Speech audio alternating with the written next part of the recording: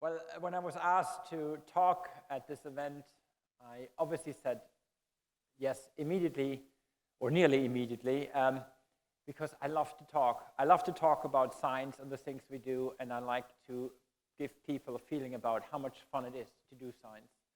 My mother always reminds me that when I was a kid, I also already had that enthusiasm, and when my grandmother visited, I kept talking to her about all these exciting things that I was doing and what's going on, and she always came back to my mom saying, look, what Peter is telling you, it is so exciting and he's so enthusiastic about it. I just don't understand a single word.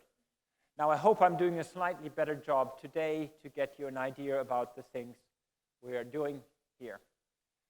So, Corona, it is a crisis, and as the saying goes, one man's crisis is another person's opportunity.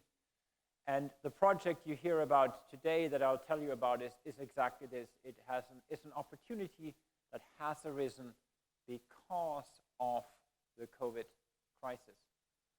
And what it has done, it has brought together the work that I'm doing with the expertise of my collaborator and co-presenter Hadley Sikes at MIT, and it has created that synergy that often is seen and that Professor Surya was talking about earlier about interdisciplinarity and the opportunities that it opens up.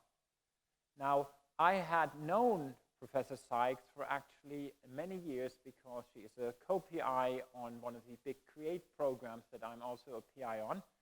But we talked, but we never got together. When COVID hit only 7 months ago, suddenly there was this coming together of minds and ideas. And the presentation today will really show you how that has led to a very impactful discoveries and progress.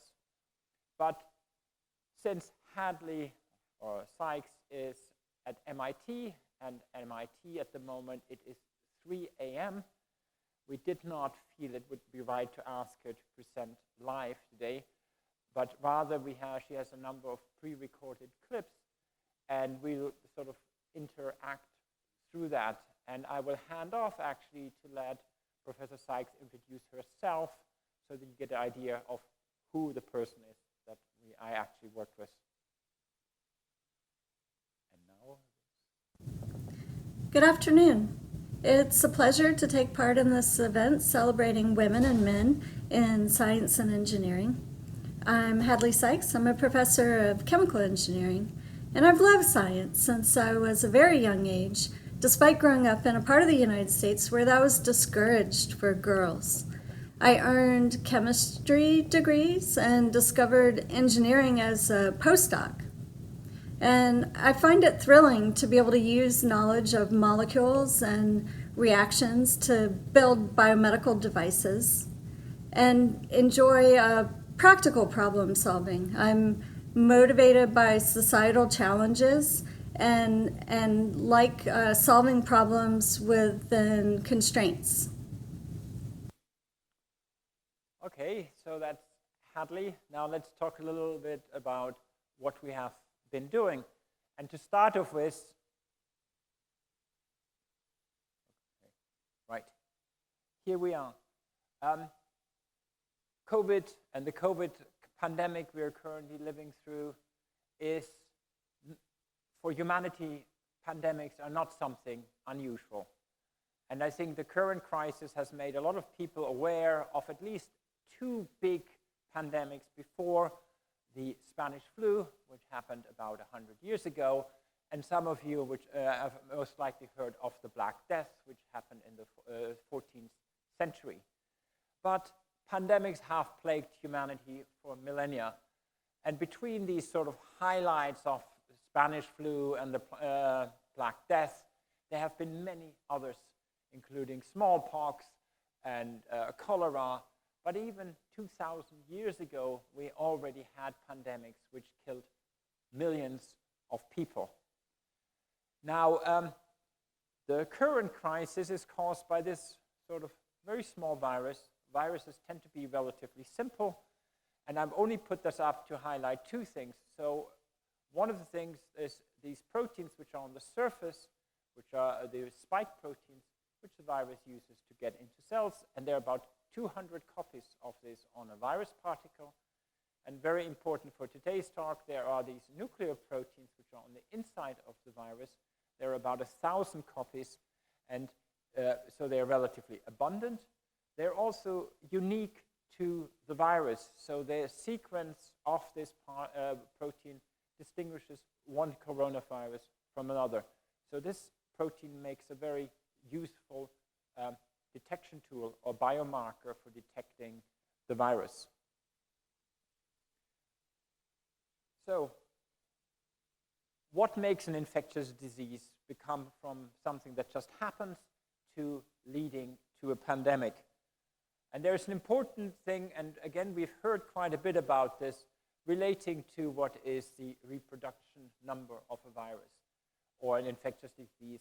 It means how many, if I am infected, how many other people am I likely to infect? So when you have a reproduction number of 2, that would mean on average, one person infects 2 other people.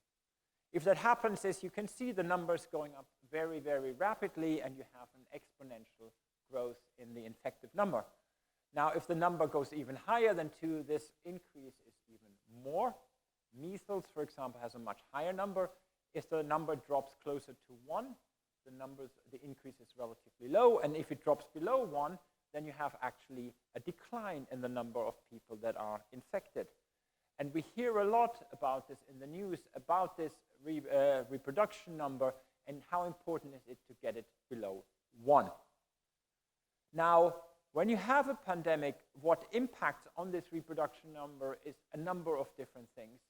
And depending on what these factors are, you do get these seasonal or waves over time of infection. And these are some predictions of how people were thinking how COVID might develop over the next few months and years. And what I think we are most likely seeing right now is something that is reflecting this, where we have this massive spike of infections in the fall month of this year. Why you have this ups and downs is because of factors like the virus doesn't like hot weather, so during the summer it doesn't transmit as well. We are more outdoors, so we are socially more distanced, and all these factors contribute to these waves of infection. So what is critical, though, for us is how do we stop this from happening, and how do we do this in a way that is effective from many different perspectives. And we have a lot of tools available, or a lot of know-how of how to do this. Now, historically, how do you actually prevent an infection from happening or a pandemic from happening? Ideally, you have a vaccine, and vaccines have been shown to be very effective against something like smallpox and measles, where we don't have pandemics anymore because we all have been vaccinated against this, or at least enough people have been vaccinated against the disease. Alternatively, you have therapeutics where you can treat people, and through treating them against the disease, you also reduce the spread of the disease. This is something that has been working in the context of HIV, where with the treatments we are now being able to control the pandemic. But in the absence of either therapeutics or of a vaccine, which is always the case when you have a new disease coming on board, what other tools do you have available? Well, you have tools available that relate to identifying people who are infected and isolating them. By doing this, you prevent them from infecting someone else, and therefore you reduce that R0 number. The other aspect that you can do is you can socially distance, and wearing masks and all these interventions that we have, trying to minimize the environment that is advantageous for the virus to spread. However, all these interventions, especially when you talk about social distancing and aspect, have economic consequences.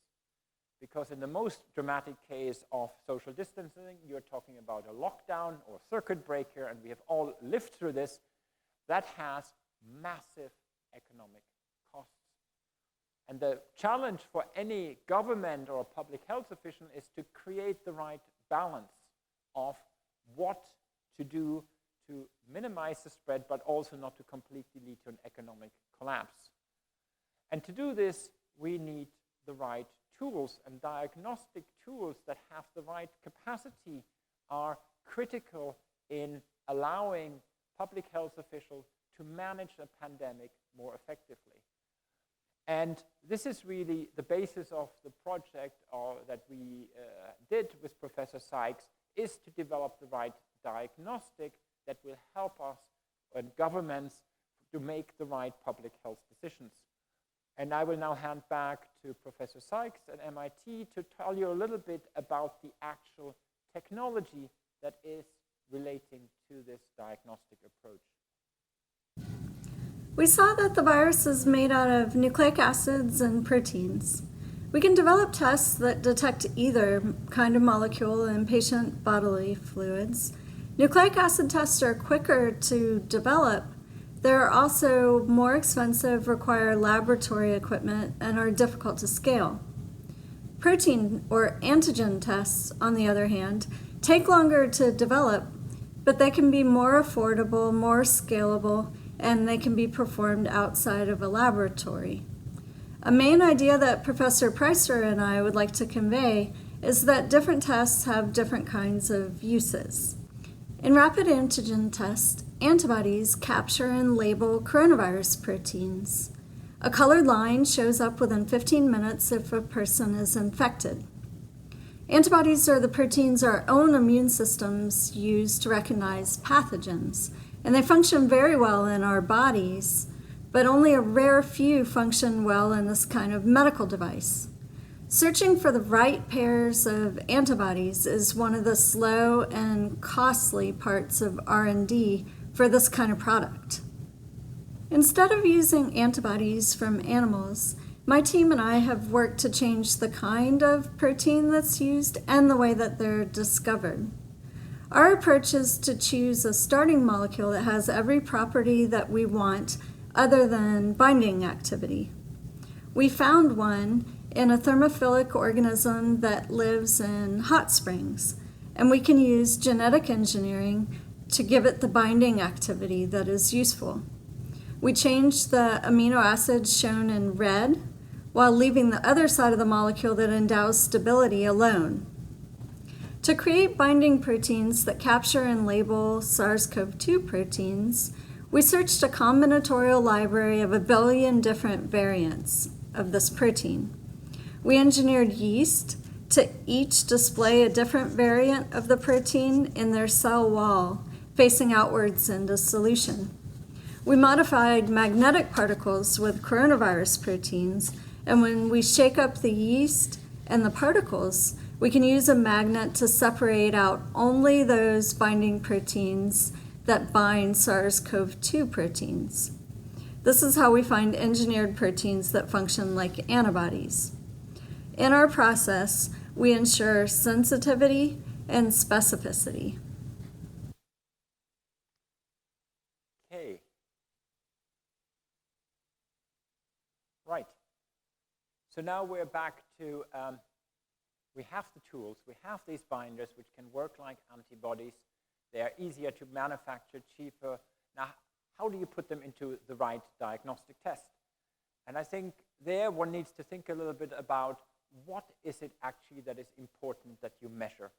Diagnostics, you have a lot of different things you can look at. What is critical from the perspective of reducing that R0 value? So when we look at a standard infection of a person, what you see is there's a point in time they get infected, then the virus number goes up. Eventually you get the peak virus in the person, which is often associated with onset of symptoms. The immune system kicks in, and you then reduce the viral burden over time. Symptoms can last a lot longer for some people, while others have no symptoms at all. So what is important from a perspective of the different diagnostic tests is some are measuring the virus throughout, very sensitive, while others only measure the virus when people are actually infectious. There's a big difference of being infected, which is for the whole period, versus when are you actually able to produce enough virus that you infect someone else. So to do this, and what that would mean is, let me just go back one slide, is that one test would pick up that one person that is here at risk of infecting all people, while the more sensitive test would pick up all the people that are infected, but only this one is actually important in terms of risking to infecting someone. And why this is important? Because these people actually can go on and do not need to isolate because they're not at risk of infecting someone else. So the question is, does something like this actually work when you look at it? And here is an example of what happens when you have two different tests with different sensitivities, and how good are they at identifying people that are infected. And the difference here is, how often do you do the test? Do you do the test daily, every 3 days, every week, or every 14 days? And what you will notice is that when you test daily, and even at 3 days, there's hardly any difference between how many people you actually identify during this process. That suggests that you can have a test which has a bit lower sensitivity, but is very effective still at identifying the people that are infectious. So just to give you, because I'm being pressured time-wise, we have now a test. It works. So this is a test, how the test looks when you are infected. This is how it looks when you're not infected. It's combined with a digital reader so that it allows you to really quantify the signal and capture it more effectively. And this is now being tested to actually be rolled out. Now, just like this talk, time flies, and this whole process has been a little bit like a Formula One race. And in the Formula One race, you have a big team behind the driver. You have lots of mechanics and engineers and the pit crew. And this is the whole same thing for this thing. There's lots of people that have been involved, and it has been a fantastic journey. And I'll just hand back for a few seconds to Hadley to say a few concluding remarks. A fantastic team of women and men, scientists and engineers, have come together to do this work, night and day, due to our different time zones. In spite of the normal setbacks and the extra challenges of working during COVID times, we've been brought together by a shared sense of purpose and a desire to have fun while achieving it. Right, and just to sort of think is, we did the science, and then we decided we still didn't do enough, so we now formed a company. So it tells you we've moved from science to translation, and hopefully you will be using one of our diagnostics in the near future in Singapore. Thank you very much.